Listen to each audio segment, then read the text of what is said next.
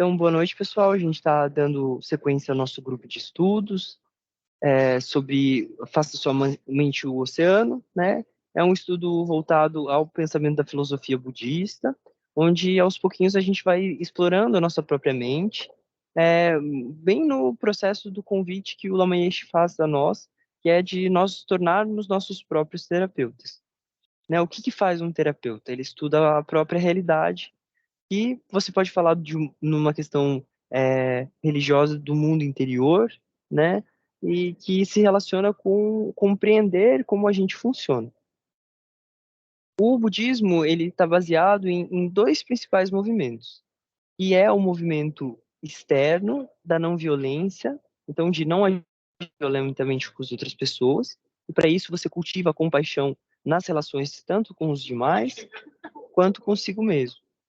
Ao mesmo tempo, existe o aspecto interno, que é o aspecto da sabedoria, que é o aspecto de conhecer a sua própria mente, o que vai ajudar a gente a entender por que a gente tem que agir de uma maneira compassiva também externamente. Então, a gente tem duas questões dentro do budismo. Uma questão interna, que é onde se baseia todo o budismo, né? A compreensão, a sabedoria, e é o que a gente vai fazer hoje. E uma questão externa, que é a questão de agir compassivamente, tá bom? Mas para a gente compreender isso, a gente precisa ter uma mente um pouco mais calma, e é para isso que a gente faz uma breve interiorização. Então, aqueles que já se acomodaram, sentem de uma maneira um pouquinho mais confortável, né? Deixa bem os glúteos bem alinhados um no outro, não fica nem pendendo muito para a direita, nem muito para a esquerda. Se você estiver sentado na cadeira, sente o pé esquerdo e o pé direito tocando no chão.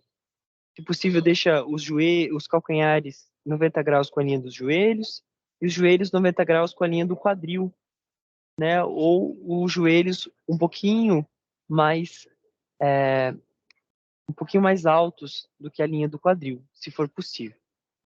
Se não for possível, faça o que for melhor.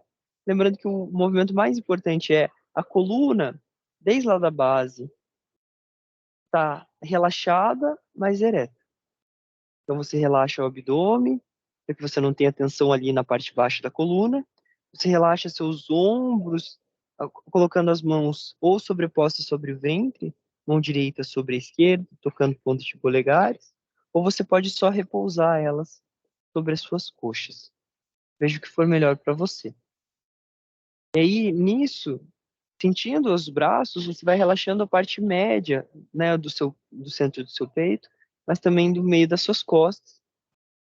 Por fim, você olha à frente, como se você olhasse para um horizonte, né, se você gosta do mar ou quando você for para uma montanha, e aí você traz o queixo levemente para dentro, sentindo que a cervical, essa parte do pescoço, relaxa, e aí você relaxa as pálpebras.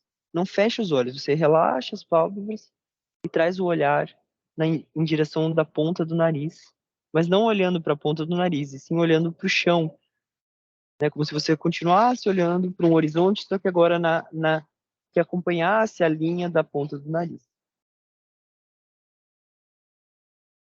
E aí, a partir desse movimento, onde a gente ajeitou nossos pés, nossas pernas, onde a gente ajeitou nosso quadril, onde a gente ajeitou e relaxou nossos ombros, as mãos, os braços, dando suporte para uma coluna ereta, a gente começa a tirar a tensão interna. Então, relaxando as musculaturas de dentro para fora. Então, relaxando a região muscular interna, mas sem perder essa firmeza da postura que você conquistou.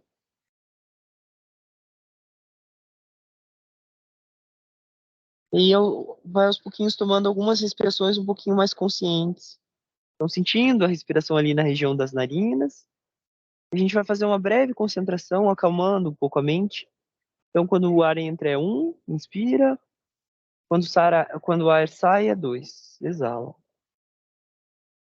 Quando o ar entra é 3. Quando o ar sai é 4. E continue nesse movimento.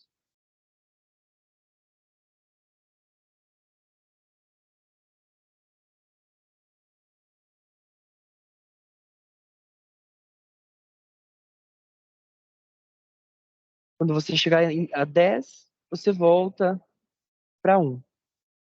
Então você volta daí 9, inspira 8, 7 até o número 1.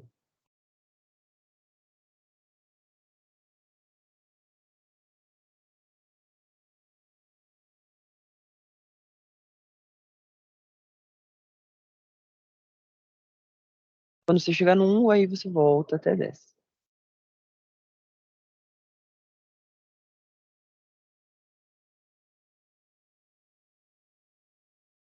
Se você sentir alguma tensão no corpo ou na mente, relaxe.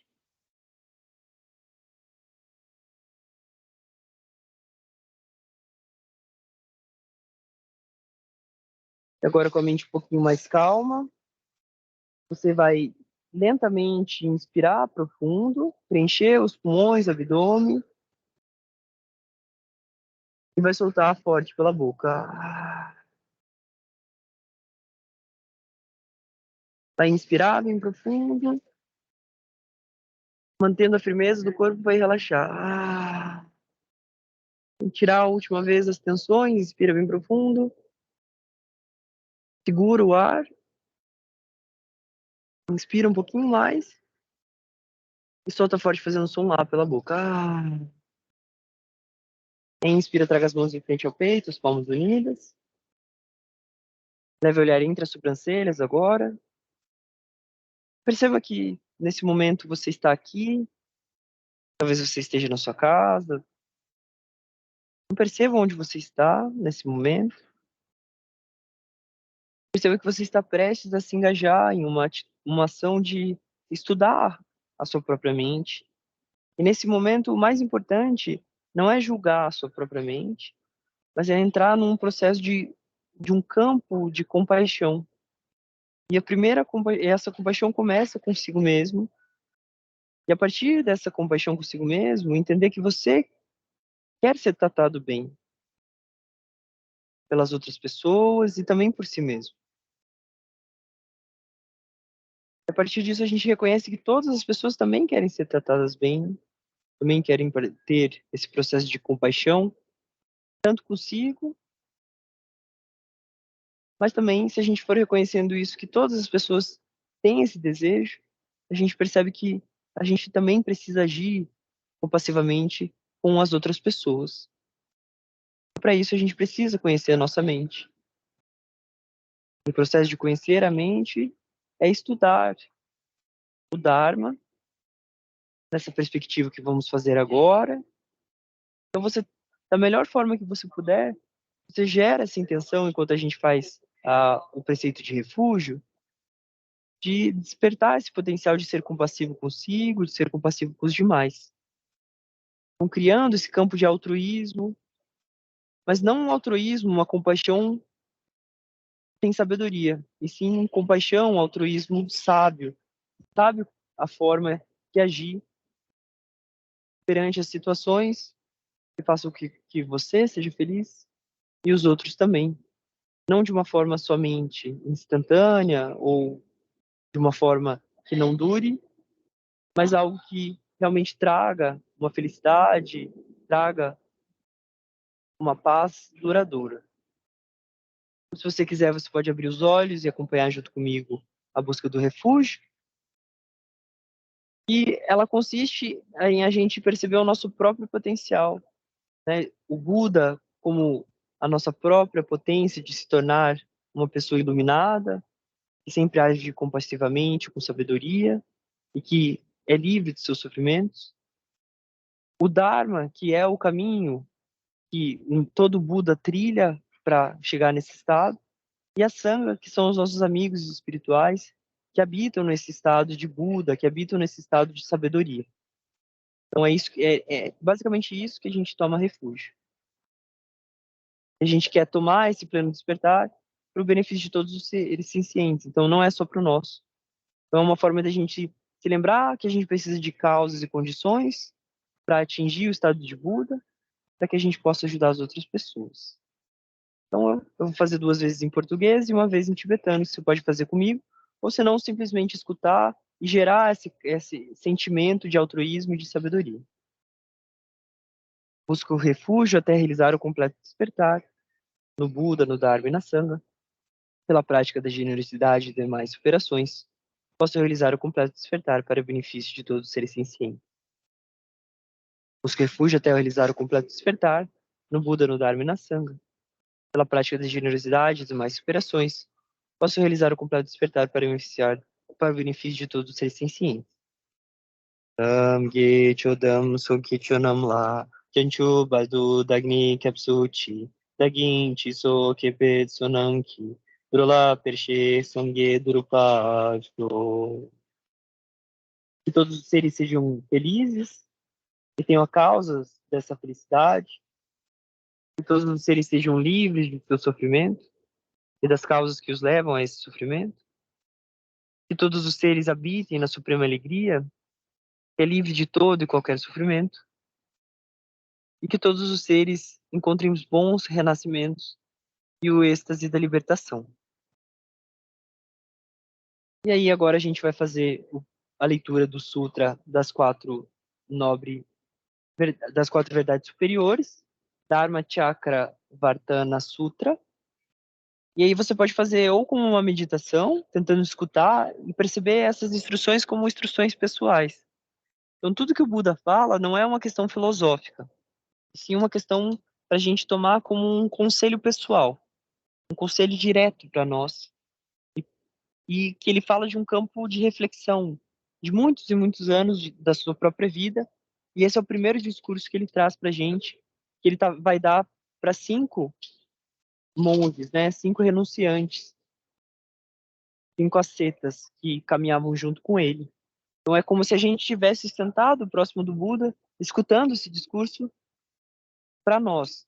Então não é um discurso intelectual, é um discurso que a gente escuta, mas a gente tenta escutar refletindo sobre ele no melhor que a gente puder, tá bom? Você pode fechar os olhos, mas tentar manter um processo meditativo, escutando cada palavra, né? Na verdade, a recomendação não é fechar os olhos, é deixar uma leve claridade entrar por debaixo dos olhos, que isso mantém a nossa mente atenta. Assim, escutei certa vez o Buda chegar em Benares, em Isipatana. Lá, ele se dirigiu aos 5 ascetas que praticavam um caminho sem resultado assim. Ascetas, aos dois extremos dos quais aquele que renunciou às obrigações sociais e que segue a vida, que busca sair dos sofrimentos, não deve se entregar. Quais dois? O primeiro extremo é a busca da felicidade pelo cultivo e aumento dos prazeres sensoriais, por meio da aquisição de bens materiais e experiências sensoriais e do desfrute delas, pois não desenvolvem a felicidade que permanece, não levam para uma satisfação que não se desfaz, não levam para uma realização definitiva da paz e não trazem o benefício último, que é a cessação definitiva dos sofrimentos. E o segundo extremo é a busca da felicidade pela mortificação de todos os desejos, pois isso não leva para uma realização definitiva da paz, não traz o benefício da cessação definitiva do sofrimento. Evitando esses dois extremos, o Buda despertou para o caminho do meio, que faz surgir o entendimento, que faz surgir o conhecimento, que resulta na paz, na experiência direta da felicidade que permanece, na iluminação, na completa cessação dos sofrimentos. E qual, ascetas, é o caminho que levou o Buda para o conhecimento elevado e completo despertar? Caminho é esse que faz surgir o entendimento, faz surgir o conhecimento, que resulta na paz, na experiência direta da felicidade, permanece, na iluminação, na completa cessação dos sofrimentos. É este caminho de 8 partes superiores. O entendimento correto, o pensamento correto, que resulta na renúncia ao egoísmo, na bondade e na não violência. A linguagem correta, a ação correta e o modo de vida correto, que resultam na conduta moral e ética corretas. O esforço correto, que resulta na permanência das causas da felicidade e bem-estar, a atenção plena correta e a meditação correta, que resultam na cessação definitiva dos sofrimentos. Esses, ascetas, é o caminho do meio para o qual o Buda despertou. Faz surgir o entendimento, faz surgir o conhecimento, que resulta na paz, na experiência direta da felicidade que permanece, na iluminação, na completa cessação dos sofrimentos. Agora, essa é a verdade do sofrimento. O nascimento aflitivo é sofrimento. O envelhecimento aflitivo é sofrimento. A enfermidade aflitiva é sofrimento. A morte aflitiva é sofrimento. Tristeza, lamentação, dor, angústia e desamparo são sofrimentos. A união com aquilo que é desprazeroso é sofrimento. A separação daquilo que é prazeroso é sofrimento. Não obter o que se deseja é sofrimento. Em resumo, os 5 agregados condicionados pelo apego aflitivo são sofrimentos. Agora, essa é a verdade da causa do sofrimento. É esse desejo fixado que conduz a uma renovada existência, acompanhado pela cobiça, pelo prazer, buscando prazer aqui e ali. Isto é, o desejo fixado pelos prazeres sensoriais, o desejo fixado na expectativa que leva para a visão do eternalismo, e o desejo fixado em uma expectativa que leva para o aniquilacionismo. Agora, essa é a verdade da cessação do sofrimento. É o desaparecimento e cessação, sem deixar vestígios daquele mesmo desejo. Abrir mão, descartar, libertar-se, desapegar-se desse mesmo desejo. Agora, essa é a verdade do caminho da cessação do sofrimento. É este caminho de 8 partes superiores ao sofrimento. O entendimento correto, o pensamento correto, que resultam na renúncia ao egoísmo, na bondade e na não violência. A linguagem correta, a ação correta e o modo de vida correto, que resultam na conduta moral e éticas corretas. O esforço correto, que resulta na permanência das causas da felicidade e bem-estar. A atenção plena correta e a meditação correta, que resultam na cessação definitiva dos sofrimentos. Pela verdade do sofrimento, o sofrimento deve ser investigado para que seja compreendido, até que ele seja completamente compreendido. Assim, praticantes, com relações às coisas não ouvidas antes, surgiram em mim a correta visão dos fenômenos, o conhecimento não dual, o conhecimento investigativo, o conhecimento sem distorções e a iluminação. Pela causa do sofrimento, as causas devem ser investigadas para serem abandonadas, até que elas sejam completamente abandonadas. Assim, praticantes, com relação a coisas não ouvidas antes, surgiram em mim a correta visão dos fenômenos, o conhecimento não dual, o conhecimento investigativo, o conhecimento sem distorções e a iluminação. Pela verdade da cessação do sofrimento, essa cessação deve ser cultivada para ser realizada, até que seja completamente realizada. Assim, praticantes, com relação às coisas não ouvidas antes, surgiram em mim a correta visão dos fenômenos, conhecimento não dual, conhecimento investigativo, o conhecimento sem distorções e a iluminação. Pela verdade do caminho da cessação do sofrimento, esse caminho deve ser desenvolvido, até que seja completamente desenvolvido. Assim, praticantes, com relação a coisas não ouvidas antes, surgiram em mim a correta visão dos fenômenos, o conhecimento não dual, o conhecimento investigativo, o conhecimento sem distorções e a iluminação.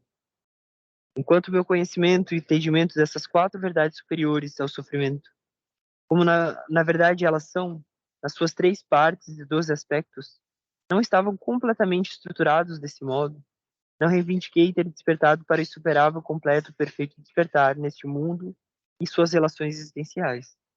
Mas quando meu conhecimento e meu entendimento das 4 verdades superiores, como elas realmente são constituídas nas 3 fases de construção, o conhecimento de cada verdade, o conhecimento das ações que devem ser realizadas em cada verdade, e o conhecimento da realização direta de cada verdade, e suas 12 características de construção, a aplicação das 3 fases a cada uma das 4 verdades superiores estava completamente estruturada, então eu obtive a certeza de ter despertado para a insuperável perfeita iluminação neste mundo com suas relações existenciais.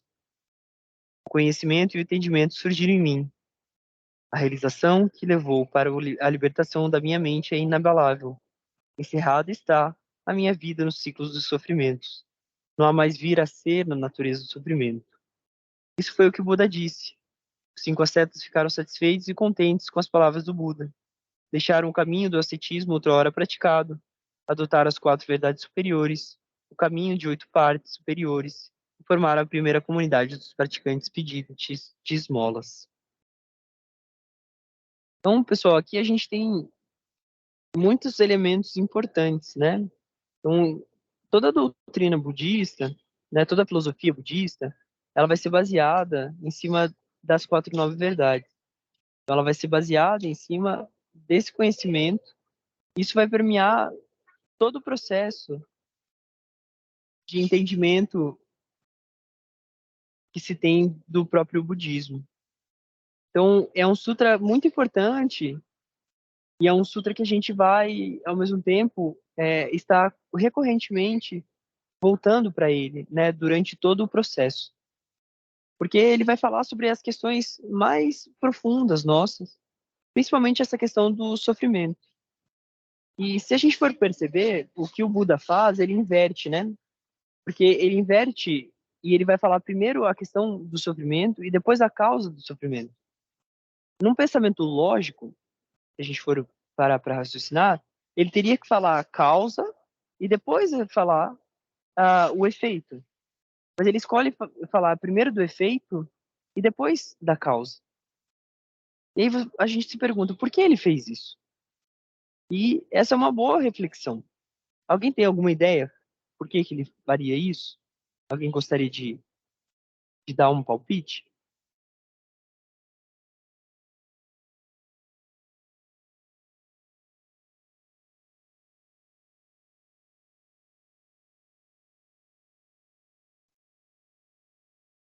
Para chamar a atenção das pessoas? Exatamente, para chamar a atenção. É para despertar as pessoas que elas estão numa condição de sofrimento. Porque, por exemplo, assim, se a gente não sabe que a gente tem uma doença, a gente não vai procurar ajuda, né? Se a gente não reconhece que a gente tem uma condição, a gente nega ela. Então, o Buda, ele vai trazer esse aspecto do sofrimento para chamar a atenção, para a gente buscar perceber. E aí é o que ele fala ali para a gente, que é preciso ter essa verdade ser investigada. E é isso que a gente vai fazer quando a gente estuda o Dharma, é investigar essa nossa condição. E sempre com uma pergunta: será que isso mesmo é verdade? Né? Que é a orientação do Buda. Ele fala: não acredite em mim por conta da tradição. Não acredite em mim porque você acha que eu sou inteligente. Acredite em mim porque você investigou, porque você realmente refletiu sobre o que eu estou dizendo. E aí sim, a partir disso, aplique isso na sua vida e veja se isso realmente funciona. Assim como um ourives, aquele que trabalha com ouro, descobre se aquilo realmente é ouro, colocando meios de bater, de colocar no fogo, de fazer várias coisas para ver se aquilo é um ouro, e aí a partir disso ele faz um ornamento. A partir disso ele faz uma joia, e a partir disso ele usa aquela joia. Então é a mesma coisa que a gente tem que fazer aqui. Então investigar essa primeira verdade, e aí a partir disso, ok, não, é verdade, eu sofro, né? A partir disso, a gente vai buscar as causas, entender que existe uma cessação e caminhar o caminho que leva à cessação do sofrimento. Então é muito importante a gente perceber que o Buda é como se fosse um médico que está falando para a gente de uma doença que às vezes a gente não está muito consciente de qual ela é. E para a gente estar consciente, a gente precisa começar a fazer uma coisa que a gente não faz, que é olhar para a nossa própria mente, né? Olhar como eu reconheço se a minha mente está saudável, como eu reconheço se a minha mente está doente. E por isso a importância desse estudo, né? Por isso a importância disso que a gente está fazendo, que é investigar a mente, que é ser o nosso próprio terapeuta, que foi onde a gente terminou no nosso último encontro, né, antes da pequena pausa que a gente fez, de 2 semanas, tá bom? Alguém quer comentar alguma coisa nesse primeiro momento, antes da gente entrar no texto?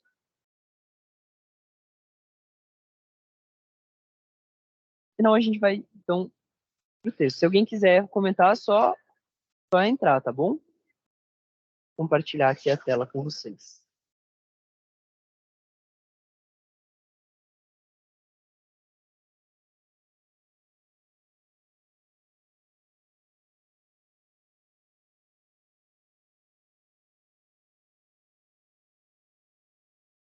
Vamos lá. Então, recapitulando um pouquinho o que a gente estava falando sobre o Lamiesche, ele estava falando sobre a questão sobre os desejos, né? Na última, a gente falou sobre realmente conhecer a nossa própria mente e se tornar o nosso próprio terapeuta, porque se sem isso a gente não conseguiria, vamos dizer assim, a gente não iria conseguir perceber o que estaria acontecendo, né? Então, a gente parou aqui nesse parágrafo, né? Como eu estava dizendo antes, se a gente não conhece a nossa própria mente, porque a gente fala mente, né? Como eu convidei o Cadu, né, o que é a mente? Eu convidei todos vocês e é uma pergunta que a gente tem que voltar a fazer ela várias vezes. E toda vez que a gente encontrar um conceito, a gente tem que voltar de novo a perceber que a mente não é um conceito. Porque senão os sofrimentos seriam só um conceito, né? As nossas sensações no nosso corpo seria só um conceito, e daí a gente colocaria outro conceito e tava tudo certo. Mas existe uma questão existencial, como o Buda fala, sobre as questões existenciais, sobre a questão de ser um ser vivo, que é o que nós somos agora. Então a gente está voltando para o nosso mundo interior, que é o caminho da sabedoria, que é o caminho que vai fazer a gente reconhecer e começar a ter o entendimento correto, que é o primeiro passo do caminho, né? Então, é a partir disso que a gente tem que começar agora a realmente trabalhar nesse entendimento correto do que é a mente para poder trabalhar ela, né? Então, para isso ele fala, examine suas próprias atitudes mentais, torne seu próprio terapeuta. Você é inteligente e sabe que os objetos materiais por si só não podem lhe trazer satisfação. Não precisa embarcar em alguma experiência emocional ou religiosa para examinar sua própria mente. Algumas pessoas pensam que esse tipo de análise é algo espiritual ou religioso. Não é necessário classificar-se como um seguidor dessa ou daquela religião ou filosofia. Mas se você quer ser feliz, você tem que analisar a forma como você conduz a sua vida, sua mente, é a sua religião. Então, né, sua mente é a sua religião. Por quê? Porque a religião, né, na etimologia é religare, né? É religar você, é nos ligar de novo. E nos ligar de novo quer dizer que é a base para a gente se ligar a um estado de felicidade, de querer ser feliz. E para isso, a gente tem que reconhecer que a nossa própria mente, a nossa própria investigação mental é o que nos vai fazer feliz. Porque a gente é inteligente, como ele está falando aqui, e a gente tem que entender que os objetos materiais por si só, então veja, ele está falando por si só, não é que não tenha a questão também do objeto, mas ele por si só não traz a satisfação. É necessário que exista e existe uma relação desse objeto material com a nossa própria mente. Então, quando a gente fala de adentrar esse caminho, não é adentrar necessariamente, eu vou ter que me converter no budismo para poder estudar minha mente. Não, você pode continuar seguindo qualquer caminho, seja um caminho religioso ou não religioso, né?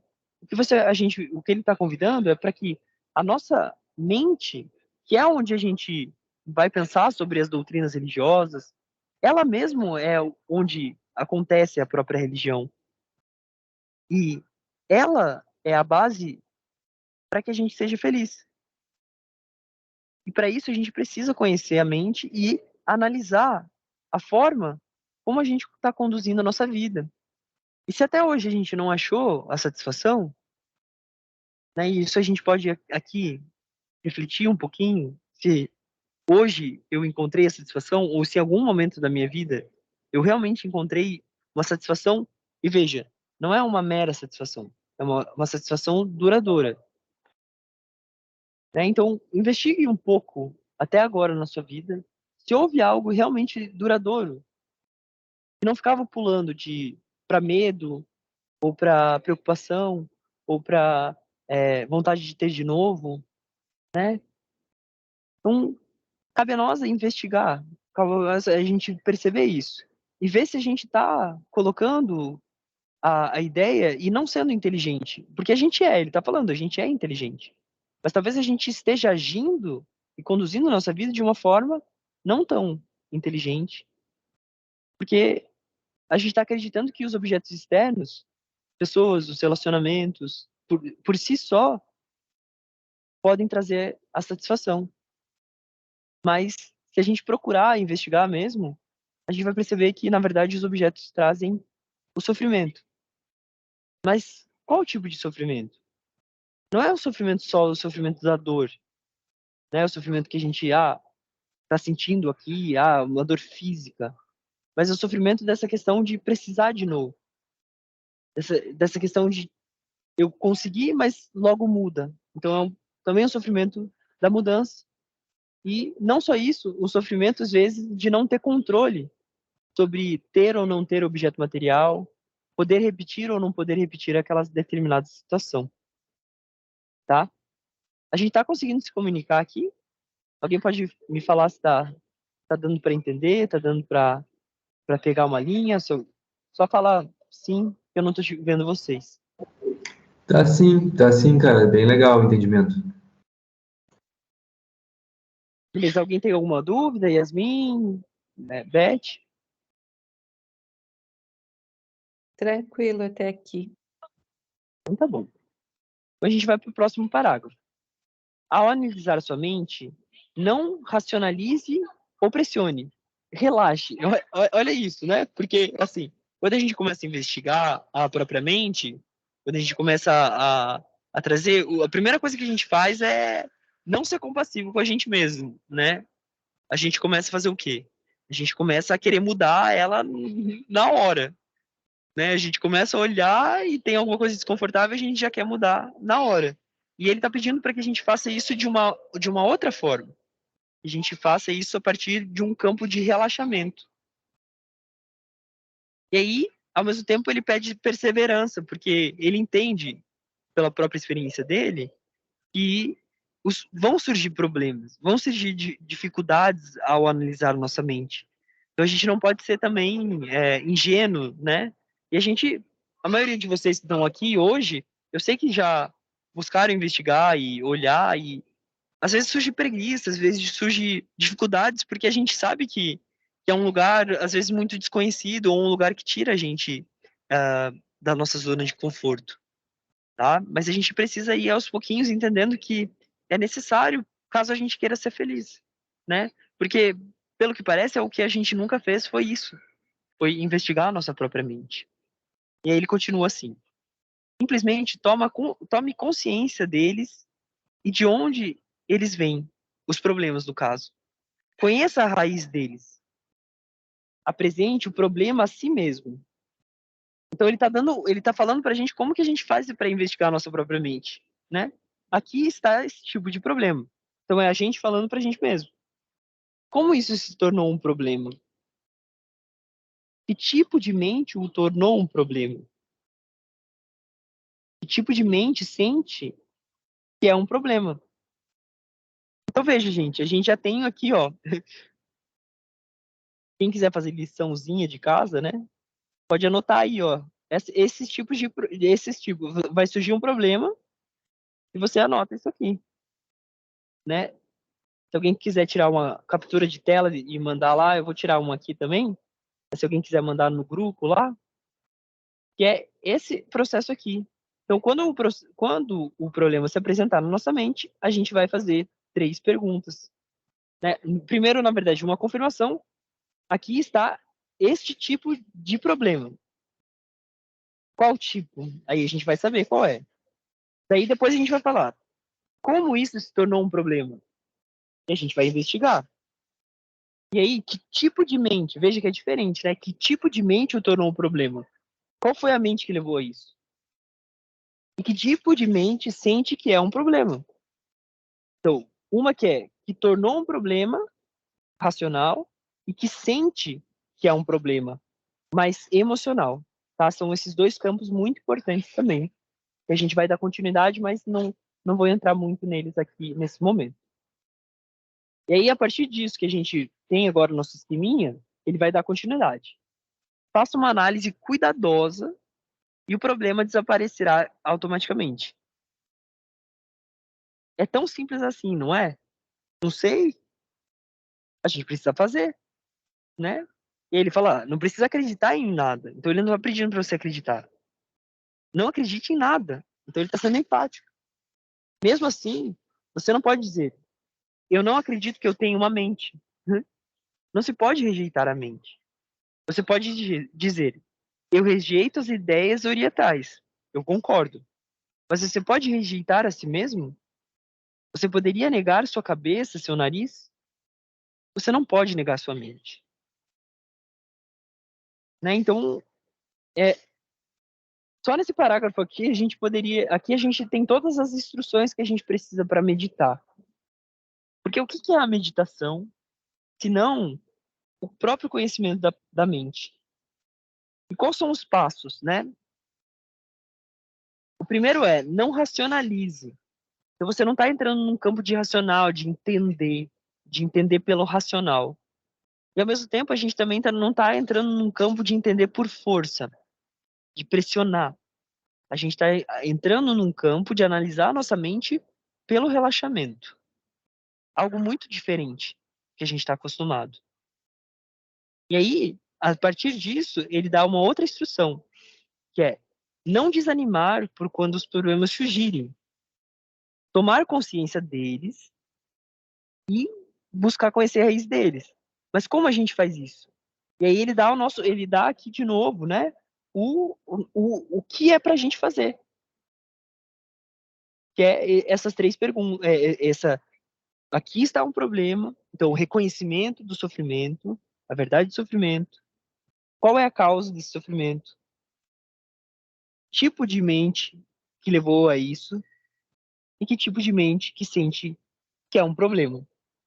Então aqui a gente também está trabalhando com algumas nobres verdades.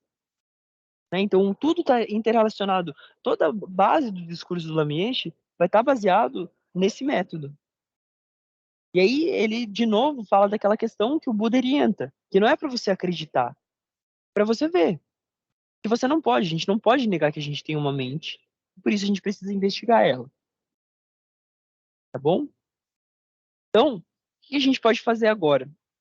Então, nesses últimos 5 minutinhos, nesses próximos 5 minutinhos, a gente vai fazer uma meditação curta, a partir desse movimento, tá bom? Então, mais uma vez, tome uma posição confortável para você, se ajeita na cadeira ou no chão, se você tiver. E aí, acomoda seus pés, suas pernas.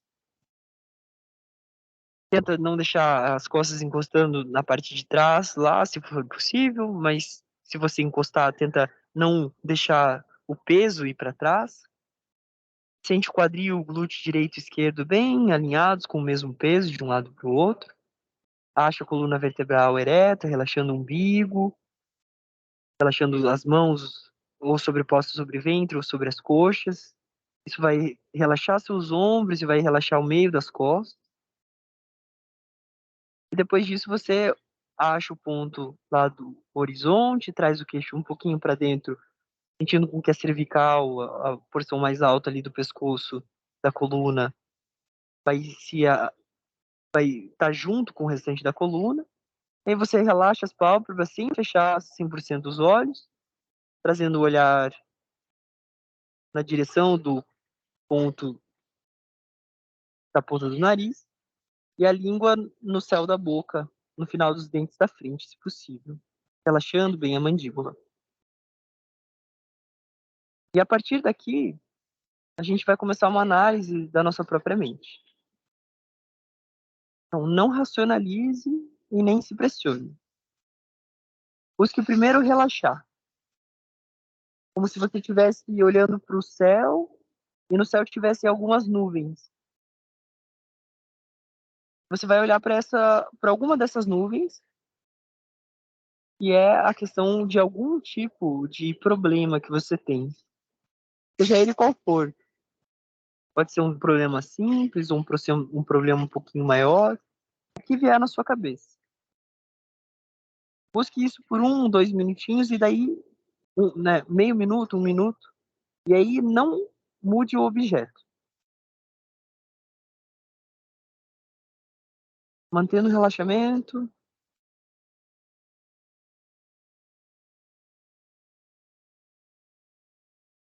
E aí agora você fala, aqui está este tipo de problema. Que tipo de problema é esse? É um problema mental? É um problema físico? É um problema de relação? É um problema individual? E aí você fala, aqui está este tipo de problema.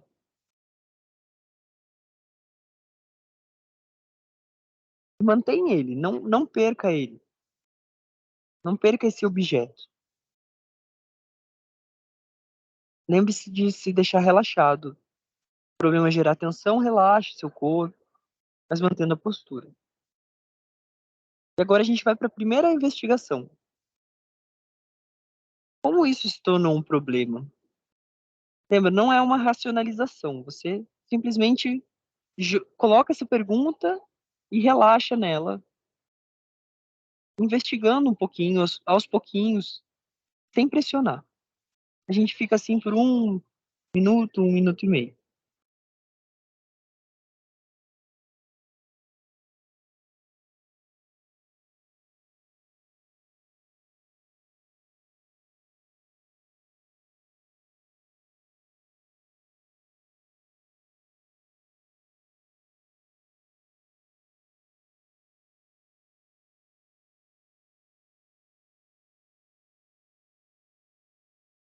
Qual foi a causa que tornou isso um problema?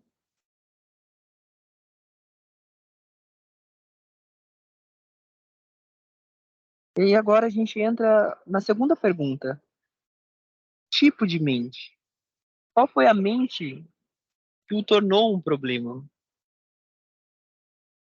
Foi uma mente virtuosa ou foi uma mente apegada?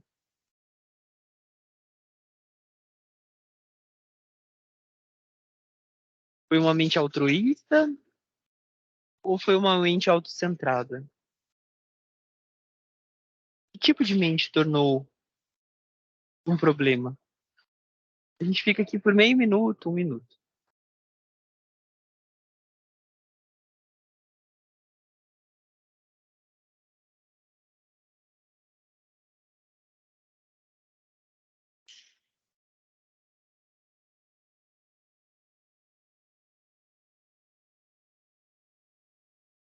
E agora, por fim, a gente pergunta: que tipo de mente sente que é um problema? Qual é a mente que sente que isso é um problema? Faça essa análise com cuidado. Se preciso, volte à primeira afirmação: aqui está esse tipo de problema. Então, clareie o objeto mais uma vez e pergunte: que tipo de mente sente que é um problema?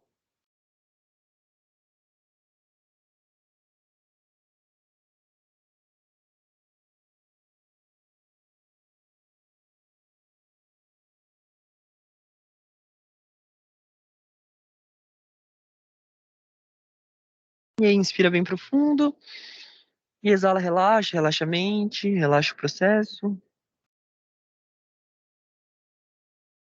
Então, uma coisa que a gente percebeu é que a gente tem uma mente, né? Porque se Se a gente não tivesse, a gente não conseguiria fazer esse exercício, né? Então, a primeira coisa que a gente pode afirmar é que a gente não pode negar a nossa própria mente, né? Então, a gente não tem que acreditar, a gente tem que ver que isso é assim. E agora eu queria, se alguém quiser compartilhar um pouco como foi esse processo, né? Se foi difícil, se foi fácil, e se o problema sumiu, assim como a gente falou. Fique à vontade.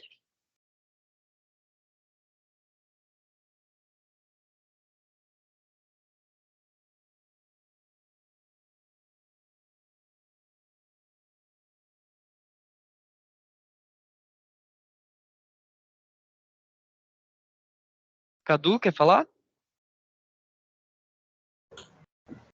Opa!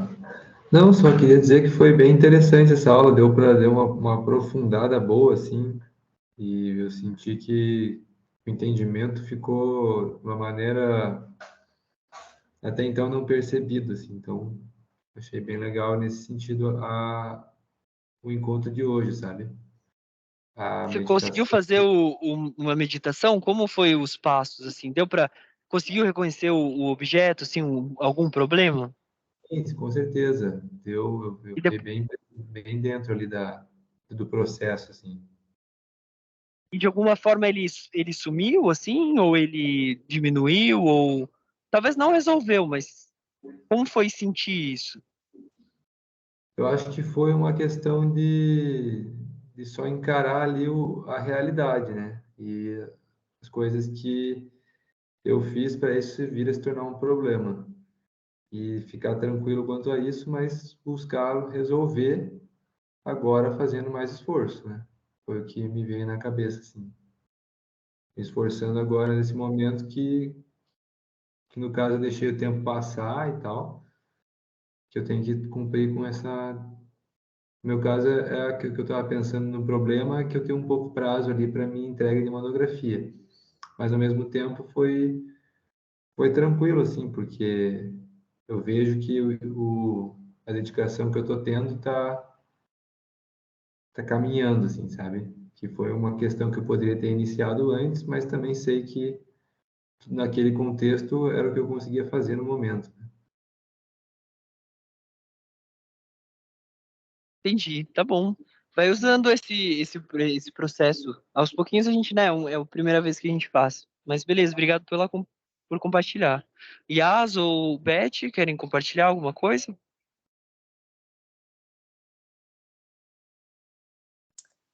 É, eu achei interessante, porque mesmo ainda não tendo lido essa parte, essa semana eu fiz esse exercício, assim, meio que sem saber que ele estava descrito aí no livro, né?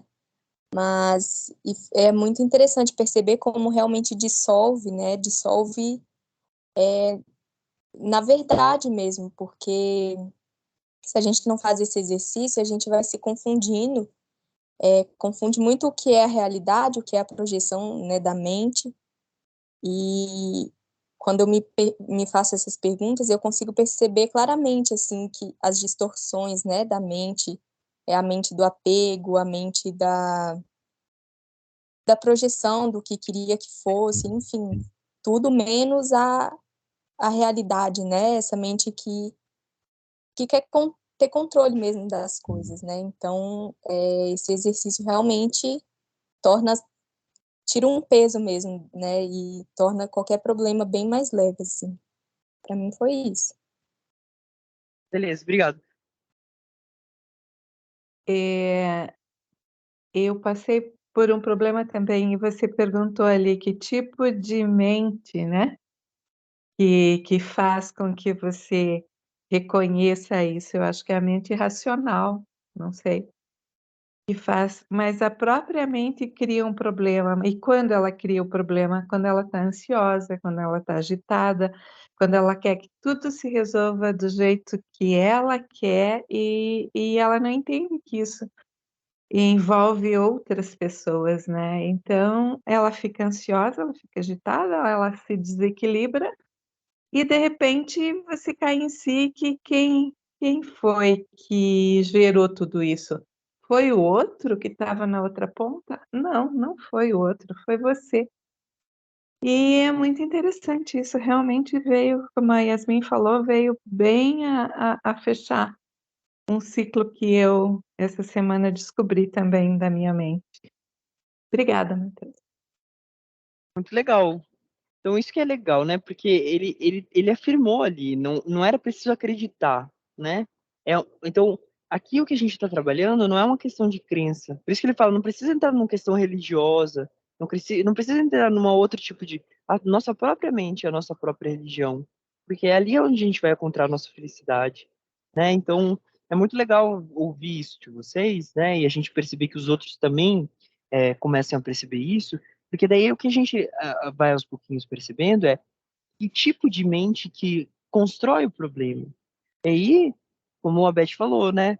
Uma mente mais ansiosa, uma mente mais, né, preocupada. Aí uma mente que quer ter o controle, como a Yasmin falou, né? Então a gente vai percebendo que a gente vai, ao mesmo tempo, criando algo, uma superimposição, né? Em cima. Então, mas que tipo de mente? Para isso, a gente precisa fazer mais e mais vezes esse exercício, né? É isso que a gente. Veja que é uma coisa que você não precisa fazer. Você pode fazer quando você estiver sentado, você pode fazer em muitas vezes, e principalmente quando surge um problema. Mas melhor é quando você faz antes, né? Tipo, quando você não tá, porque quando a gente tá muito próximo, às vezes a força mental é muito grande. E a gente pode entrar em processo de não conseguir fazer isso.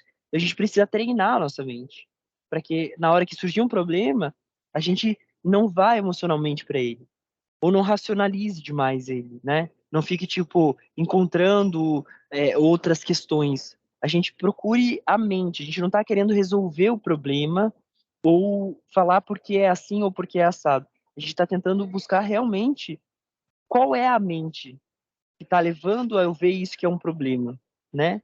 E aí, a partir desse campo, a gente vai dar continuidade com que a gente faz isso. Mas isso em si já leva a um estado de menos sofrimento. E isso em si já é uma amostra do que a gente vai trilhando conforme a gente vai seguindo o Dharma. Tá bom, gente? Então, alguém quer falar mais alguma coisa? Senão a gente termina. Não? Ok. Então tá bom, gente. Muito obrigado, viu, pela presença de vocês. Mais uma vez aqui. Que bom que a gente está conseguindo manter esse grupo, que a gente está conseguindo caminhar, né? Aos pouquinhos a gente vai realmente reconhecendo, principalmente aonde reside a nossa felicidade, e a gente dedica isso dentro desse campo, lembrando que a gente está no campo de compaixão consigo mesmo, mas não só uma compaixão sábia, né? Uma compaixão que tem uma sabedoria internamente. Então, a partir disso, a gente percebe que o Buda, né? O Buda representa a palavra Buda, aquele que erradicou todos os sofrimentos e aquele que realizou todas as virtudes. Então, por isso ele reside no espaço de uma paz duradoura. Então, que as causas que nós demos aqui em grupo e tudo isso, esse esforço que a gente vem fazendo, cada um no seu melhor, possam ser as causas para que nós possamos nos tornar Budas no futuro, que não existe só por si, pelo seu próprio lado, e que dessa forma a gente possa ajudar outros seres que não existem por eles mesmos a esse mesmo estado de iluminação, que é basicamente sem sofrimento e a paz duradoura. Que a gente, nenhuma das nossas vidas seja separado desse caminho tão sagrado e tão bonito, que a gente sempre encontre mestres e orientadores espirituais que nos continuem guiando e que aqueles que nos guiam, nossos mestres, nossos professores, continuem a girar a roda do Dharma até o fim do Sansara. A suprema joia da Bodhicitta, a compaixão amorosa que ainda não surgiu, surge e cresce, e aquela que já surgiu, possa nunca diminuir, mas aumentar cada vez mais. E a suprema joia da sabedoria, a compreensão da vazeidade, que ainda não surgiu, surge e cresce, e aquela que já surgiu, possa nunca diminuir, mas aumentar cada vez mais. Muito obrigado, gente. Uma boa noite para vocês e até a próxima. Boa noite, obrigado. Boa noite. Valeu, Matheus. Boa noite. Até mais. Boa noite, Valeu, pessoal. obrigado. Tchau, tchau.